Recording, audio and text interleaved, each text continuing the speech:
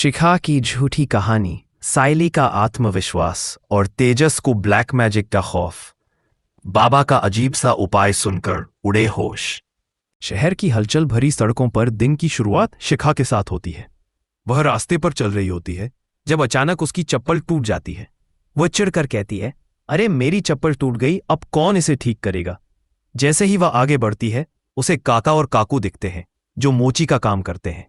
शिखा राहत महसूस करती है और उनके पास जाकर कहती है, क्या आप मेरी चप्पल ठीक कर सकते हैं। काका मुस्कुराते हुए कहते हैं, बिल्कुल, क्यों नहीं। वह चप्पल ठीक कर देते हैं और शिखा हैरान होकर कहती है, यह तो बिल्कुल नई जैसी लग रही है, ऐसा लगता ही नहीं कि टूट गई थी। जब वह काका से पैसे पूछती है तो वह जवाब देते हैं 20 रुपए। शिखा, जो सचिन का मोबाइल अपने हाथ में पकड़े हुए थी, तुरंत पैसे देती है, छाता खोलती है और ऑटो बुलाती है।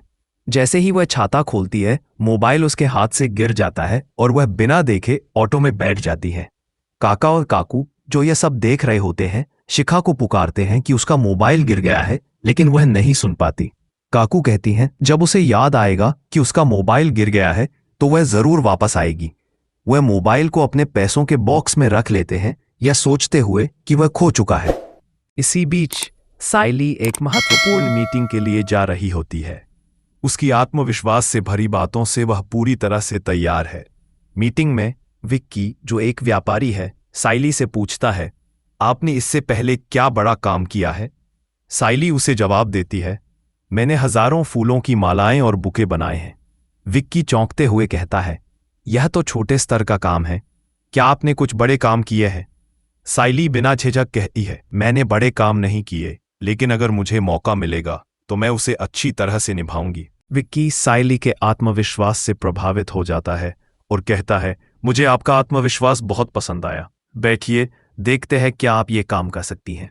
साइली अपने पुराने प्रोजेक्ट्स दिखाती हैं जिन्हें देख विक्की को समझ आता है कि उसका काम अच्छा है, लेकिन साइली ने हमेशा छोटे काम किए हैं।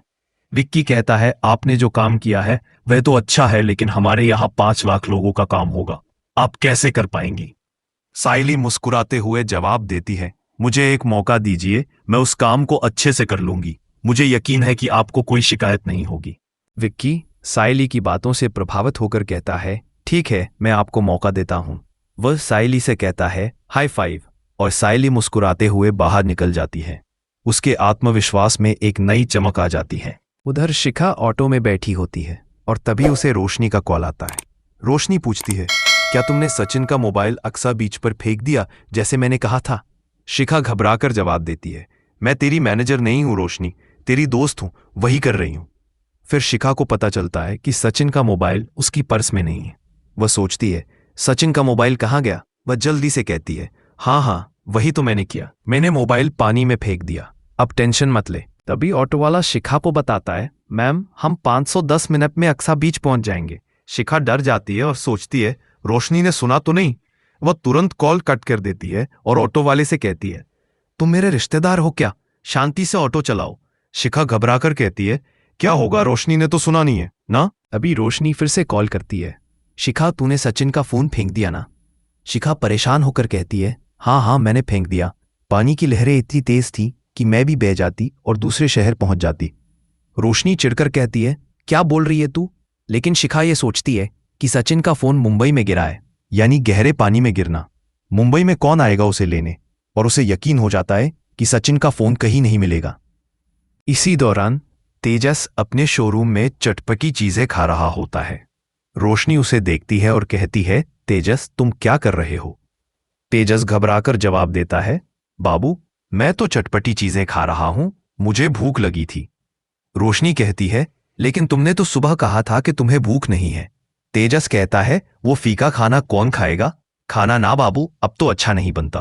रोशनी गुस्से में उसे देखती है क्योंकि अब वह खाना वही बनाती है। तेजस समझ जाता है और कहता है, नहीं, तुम तकलीफ न लो, मैंने सोचा था तुम थोड़ा आराम करोगी, इसीलिए मैंने सोचा चटपटी चीजें खा लूं। आओ ना बैठो, मैंने तुम्हारे लिए भी मंगवाया है।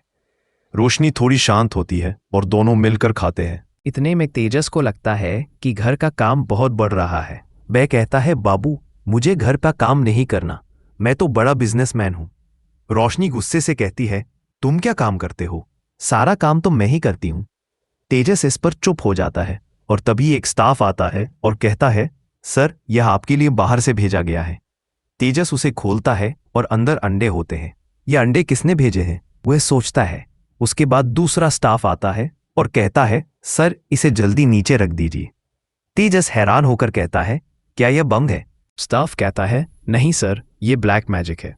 तेजस चौंक जाता है और कहता है, क्या ब्लैक मैजिक? स्टाफ फिर कहता है, जी सर, ये वही हुआ था जब मेरे पापा के शोरूम के बाहर भी ऐसे अंडे रखे गए थे और उसके बाद उनका शोरूम बंद हो गया था। पापा को हार्ट अटैक भी आया था। यह सुनकर तेजस और डर जाता है और कहता है, मेरा शोरूम भी बंद हो गया तो मुझे भी हार्ट अटैक आ जाएगा। रोशनी उसे गुस्से से कहती है, तुम क्या बकवास कर रहे हो, ब्लैक मैजिक नहीं होता। लेकिन तेजस का डर कम नहीं होता। फिर वे बाबा के पास जाते हैं जो किसी उपाय की खोज में होते हैं। बाबा उनसे पूछते हैं, तुम सबसे ज्यादा किससे प्यार करते हो? तेजस बिना हिचकिचाए कहता है, माँ और मेरी बीवी रोशनी। बाबा मुस्कुराते हुए कहते हैं, मैं एक उपाय बताऊंगा लेकिन उसे वैसे का वैसे करना होगा। तेजस और रेणुका के बीच एक अजीब सा संवाद चल रहा था। तेजस अपनी माँ से बात करते हुए उनसे एक अजीबोगरीब उपवास के बारे में बात कर रहा था जिसका पालन करने से उसकी परेशानियों का हल निकलने की संभावना थी। बाबा ने उसे कहा था कि उसे और उसकी माँ को नील जला उपवास करना है, लेकिन जैसे ही यह बात रेणुका ने सुनी वह हैरान हो गई। वह कहती है, क्या मैं उपवास नहीं कर सकती? मुझे सिर दर्द होता है और चक्कर भी आते हैं, यह सब नहीं हो सकता। तेजस ने उसकी बातों को नजरअंदाज करते हुए कहा, माँ अगर तुमने यह किया तो मेरी जिंदगी बदल जाएगी। वह जानता था कि अगर उसकी माँ इस उपवास को नहीं करेगी तो उसे और उसके शोरूम को बर्बादी का सामना करना पड़ेगा। लेकिन रेणुका की बातों का जवाब देने के बजाय वो उसे बाबा की बातों का हवाला दे रहा था। बाबा ने कहा है कि तुम पीपल के पेड़ के नीचे जाओ और 100 प्रदक्षिणाएं करो। रेणुका ने नाराज होकर कहा, यह क्या बकवास कर रहे हो तुम? तेजस का चेहरा गंभीर था, लेकिन वह किसी भी हालत में इसे करने को तैयार था। उसने फिर से जोर देकर कहा, माँ हमें यह करना ही होगा, और अगर ऐसा नहीं किया तो मेरे ऊपर संकट आएगा, शोरूम बंद हो जाएगा और हम सब बर्बाद हो जाएंगे। इस बीच साइली अपने काम में व्यस्त थी, लेकिन तेजस की परेशानियों के बारे में उसकी चिंता लगातार बढ़ती जा रही थी। वह जानती थी कि तेजस एक अच्छे इंसान है, लेकिन उसकी कड़ी मेहनत और विश्वास में अब एक अजीब सी घबराहट और डर दिखाई दे रहा था। क्या तुम्हें यकीन है कि यह सब ठीक होगा? साइली ने एक दिन तेजस से पूछा जब वह अपने बिजनेस के लिए कुछ महत्वपूर्ण फैसले लेने की कोशिश कर रहा था। तेजस ने सिर झुकाते हुए कहा, मैं सब कुछ ठीक करूंगा, बस मुझे कुछ समय चाहिए। तभी अचानक एक दिन तेजस को फिर से बाबा का संदेश मिला कि अंडे नदी में बहाने हैं। वह यह सुनकर और भी घबराया। बाबा ने कहा था, तुमको यह सब करना ही होगा, अगर तुम नहीं करोगे तो बुरा होगा। तेजस ने बाबा की बातों पर पूरी तरह से विश्वास किया और अंडों को नदी में बहाने का निश्चय किया। वहीं सचिन अपने दोस्तों के साथ अड्डे पर बैठा था। उसने अनंत से पूछा, क्या हो गया, तेरा लव स्टोरी का क्या हुआ? अनंत ने दुखी होकर कहा, मैंने गड़बड़ कर दी, पहली मुलाकात में ही उसका नाम पूछ लिया और वो गुस्से में चली गई। सचिन हंसते हुए बोला, अरे यार तुम लोग बड़ी जल्दी घबराते हो, देखो मैं तुम्हें बताता हूं, धीरे धीरे उसे कहानी सुनाओ, वह पिघल जाएगी। अनंत ने सिर हिलाया और कहा, इस बार मैं कोई गलती नहीं करूंगा। फिर सचिन ने अपने दोस्त को शाहरुख खान के एक डायलॉग की तरह समझाया, ऐसी छोटी मोटी गलतियां तो होती रहती है, लेकिन अपनी बातों को सही ढंग से रखो, वह जरूर पिघलेगी। अनंत ने फिर से आत्मविश्वास से कहा, ठीक है, मैं यह तरीका अपनाऊंगा। उसके बाद तेजस का ध्यान अपनी माँ के साथ बेतुकी बातें करने पर गया था। उसने जानबूझकर अपनी माँ से पूछा, तू सबसे ज्यादा प्यार किससे करती है? वह जानता था कि इस सवाल का जवाब क्या होगा। रेणुका ने बिना सोचे समझे कहा, मैं तुम्हें सबसे ज्यादा प्यार करती हूं, तुम ही मेरे लाडले हो। यह सुनकर तेजस खुश हो गया और उसने अगला सवाल पूछा, माँ क्या तुम मेरे लिए कुछ कर सकती हो? यह सुनते ही रेणुका ने कहा, क्या कर रहा है तू? तेजस ने हल्की आवाज में कहा, माँ आज मेरे शोरूम के सामने अंडे रखे गए थे, ये अंडे काले जादू का हिस्सा हो सकते हैं। रेणुका हंसी में कहती है, तू क्या बकवास कर रहा है, ऐसा कुछ नहीं होता। लेकिन तेजस ने घबराते हुए कहा, माँ मुझे बाबा ने कहा है कि हमें नील जला उपवास करना होगा, अगर तुम यह नहीं करोगी तो मैं पूरी तरह से बर्बाद हो जाऊंगा। अब रेणुका की चिंता बढ़ने लगी थी, लेकिन उसने कहा, तुम जो कह रहे हो मैं नहीं कर सकती, मुझे सिर दर्द होता है, लेकिन ठीक है, अगर कुछ हो जाए तो फिर देखना। इस बीच पंखा गिरने की घटना ने रेणुका और तेजस के डर को और भी बढ़ा दिया। तेजस ने देखा कि पंखा रेणुका के सिर के पास गिरा था और वह बाल बाल बच गई थी। इस घटना के बाद रोशनी ने भी यह माना कि शायद बाबा का कहा कुछ सही हो सकता है। तेजस और रोशनी दोनों यह महसूस कर रहे थे कि अब कोई और रास्ता नहीं बचा है।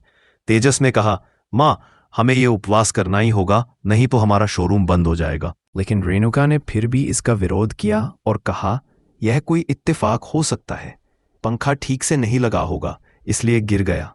वह कमरे से बाहर चली गई, लेकिन तेजस और रोशनी दोनों इस बात को लेकर परेशान थे। अगली सुबह सायली ने देखा कि तेजस और रोशनी दोनों एक अजीब सी चिंता में डूबे हुए थे।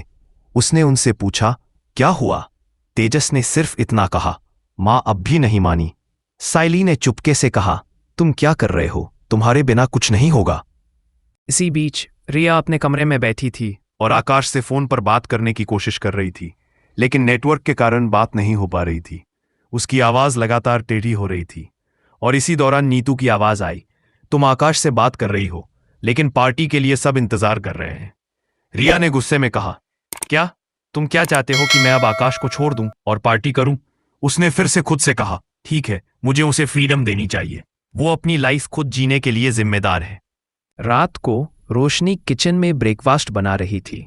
सायली ने उसे देखा और कहा, तेजस को तो तुम जानती हो, वह कोई मदद नहीं करता। इस दौरान सायली का गला बिना मंगलसूत्र और सिंदूर के नजर आ रहा था, जो एक तरह से अनंत के प्रति उसके बढ़ते आकर्षण को दर्शा रहा था। वह जानबूझकर इस बदलाव को दिखा रही थी ताकि वह तेजस और रोशनी के बीच किसी प्रकार की गलतफहमी पैदा कर सके। तभी सचिन की आवाज सुनाई दी, सायली, पानी खत्म हो गया है, क्या तुम देख सकती हो? सायली ने नल खोला, लेकिन पानी नहीं आया। सचिन को बताया कि किचन में पानी नहीं है और तभी तेजस ने कहा, क्या हुआ, पानी नहीं है? तभी रेणुका ने भी आकर पूछा, क्या पानी नहीं आ रहा? सच्चाई यह थी कि सभी को एक ही समस्या का सामना करना पड़ रहा था और वे इससे बचने के लिए कोई रास्ता नहीं खोज पा रहे थे।